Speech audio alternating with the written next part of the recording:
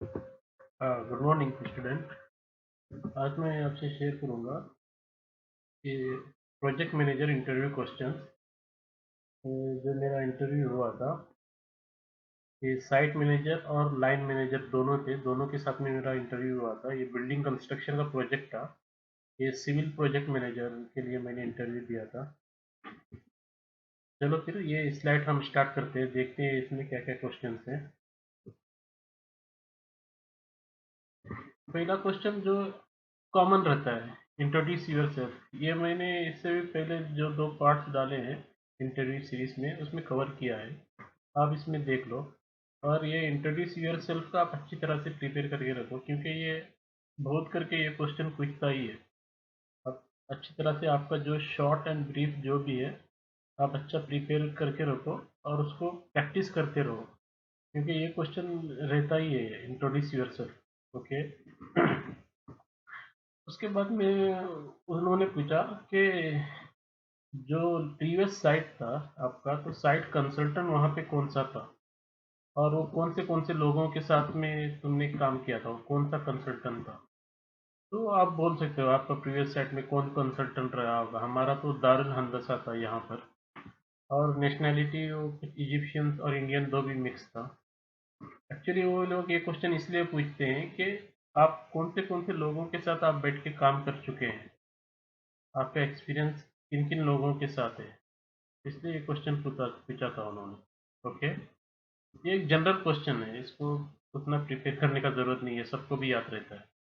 चलो फिर हम नेक्स्ट स्लाइड देखते हैं। नेक्स्ट क्वेश्चन था उनका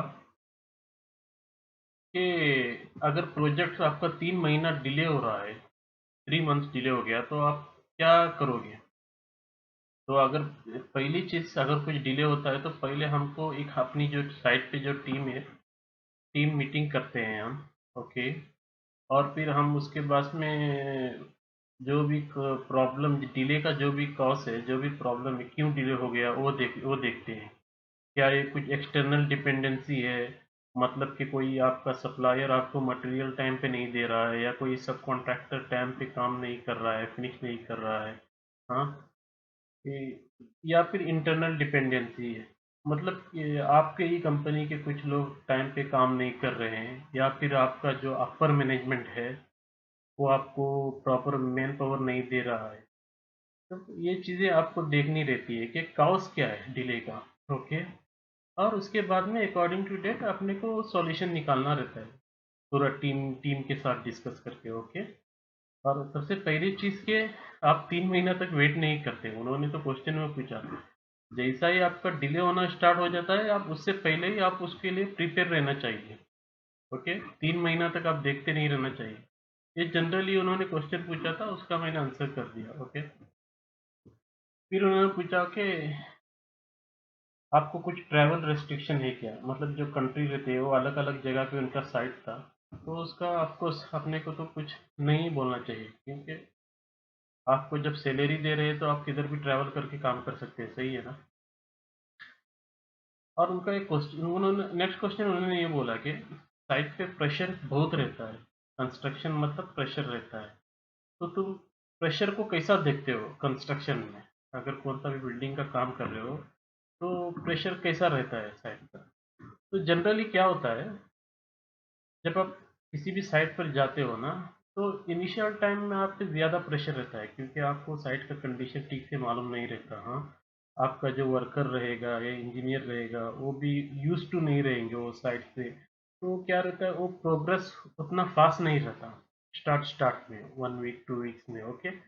मगर जैसे जैसे वो लोग फेमिलियर हो जाते हैं साइट से, स्कोप से, तो फिर वो काम थोड़ा स्मूथली चलता है।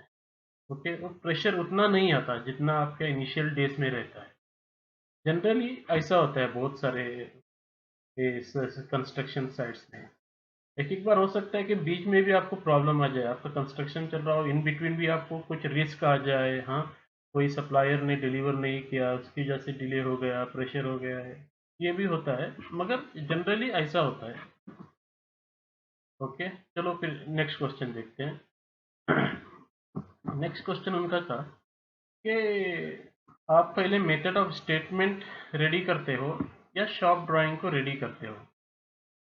तो जो मेरा प्रीवियस प्रोजेक्ट था उसमें हमने दो दो चीज़ों को भी पैरेलली प्रिपेयर किया है। हमारा डिज़ाइनर शॉप ड्राइंग बना रहा था और हमारा इंजीनियर मेथड ऑफ स्टेटमेंट बना रहा था। ओके।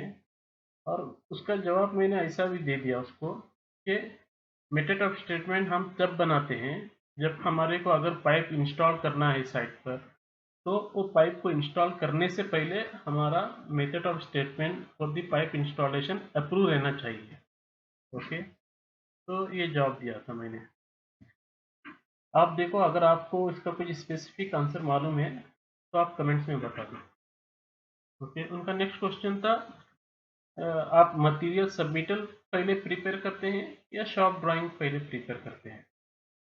यहाँ पर जब हम साइट पे जाते हैं ना, तो मटेरियल सबमिटल तो हम जल्दी से स्टार्ट कर देते हैं, क्योंकि एक बार ये प्रोसेस में हो जाएगा ना मटेरियल सबमिटल, तो हमारे को फिर एक बार अप्रूवल हो जाएगा तो साइट में मटेरियल लाने में आसानी हो जाती है। अगर ये मटेरियल सबमिटल ही अप्रूव नहीं रहा तो आप कंस्ट्रक्शन के लिए साइट पर सामान नहीं ला सकते। ओके। शॉप ड्राइंग तो चलते रहेगा आपका पैरेलली, मगर मटेरियल सबमिटल ये थोड़ा पहले ही स्टार्ट कर देते हैं हम लोग। मेरा एक प्रोजेक्ट में था कि हम साइट पे मोबालाइज भी नहीं हुए थे, उससे पहले ही हमने मटेरियल सबमिट करना शुरू कर दिया था, रिपेयर करना शुरू कर दिया था। सप्लायर को ईमेल कर रहे थे कि submit the material submittal for this this work. Okay. Next question है कि क्या आप कंस्ट्रक्शन का साइट पूरा स्टार्ट से एंड तक मैनेज कर सकते हो। इससे पहले आपने ऐसा कोई साइट मैनेज किया है स्टार्ट से एंड तक। तो इसका जवाब ऑफकोर्स आपको यस बोलना है। ओके। ये एक जनरल क्वेश्चन है, वो आपका कॉन्फिडेंस देखना चाहते हैं ये क्वेश्चन डाल के, ये कि आप हिचकिचाते हैं या डायरेक्ट आंसर देते हैं क्या। ओके। और नेक्स्ट क्वेश्चन था उनका, कौन सा ब्रांड एचवीएसी के लिए अच्छा है, एचवीएसी के इक्विपमेंट के लिए कौन सा ब्रांड अच्छा है। और उन्होंने कुछ मैन्युफैक्चरर का नाम पूछा, एएचयू का कितना क्या मैन्युफैक्चरर है, कौन सा ब्रांड का एएचयू आता है। तो अच्छा जो ब्रांड रहता है जनरली वो उस जगह पे कैरियर रहता है। ओके।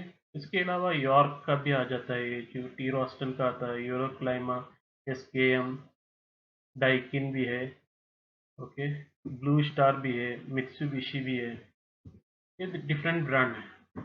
आपको है ना, ये जो एक आइटम जो बड़े बड़े आइटम्स रहते हैं ना, इक्विपमेंट, एच चिल्लर कुछ भी, उसका आपका डिफरेंट डिफरेंट ब्रांड का एक आपको याद रहना चाहिए। ये अक्सर करके ये क्वेश्चन पूछता है कि इसके कितने ब्रांड्स थे, थोड़े ब्रांड्स के नाम बोलो। ओके। स्पेशली जो मैनेजर, प्रोजेक्ट मैनेजर के लिए ये क्वेश्चन रहता ही है ये। ओके। और उनका नेक्स्ट क्वेश्चन था, ये भी क्वेश्चन प्रोजेक्ट मैनेजर के लिए अक्सर करके पूछता है, आपका जो ऑर्गेनाइजेशन स्ट्रक्चर कैसा रहता है साइट पर। ओके।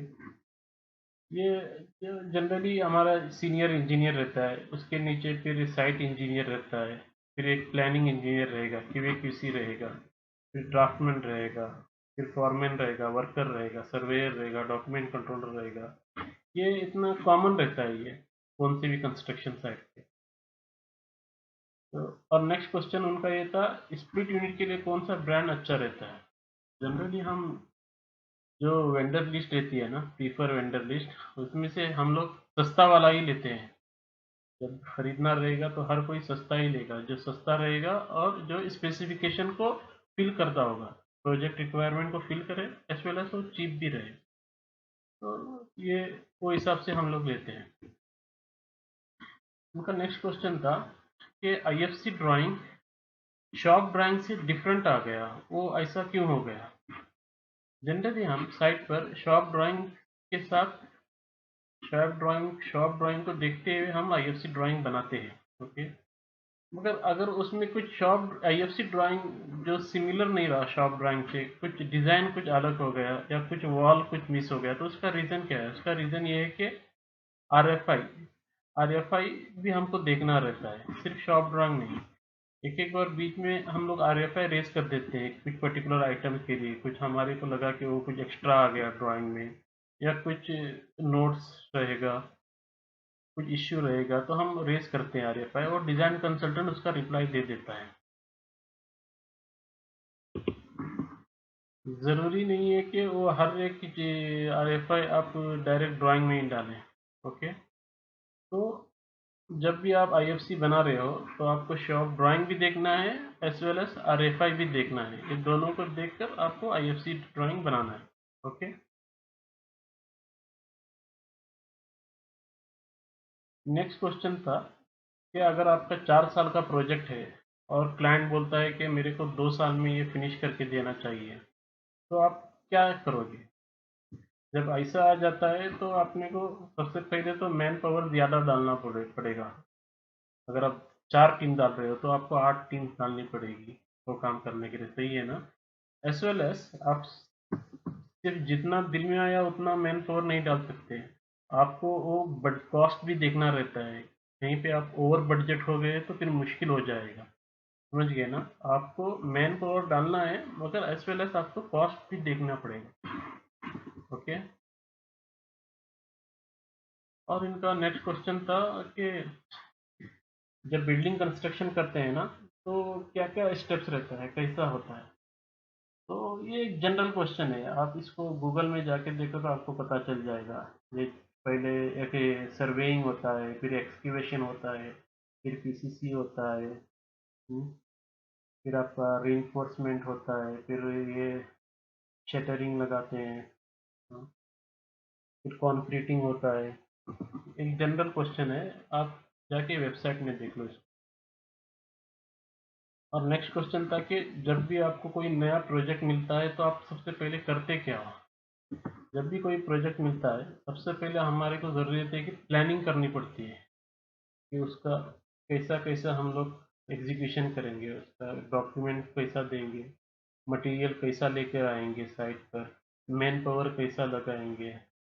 वो एज पर क्लाइंट के रिक्वायरमेंट के हिसाब से हमारे को वो डेडलाइन मिलने के लिए वैसी प्लानिंग करनी पड़ती है।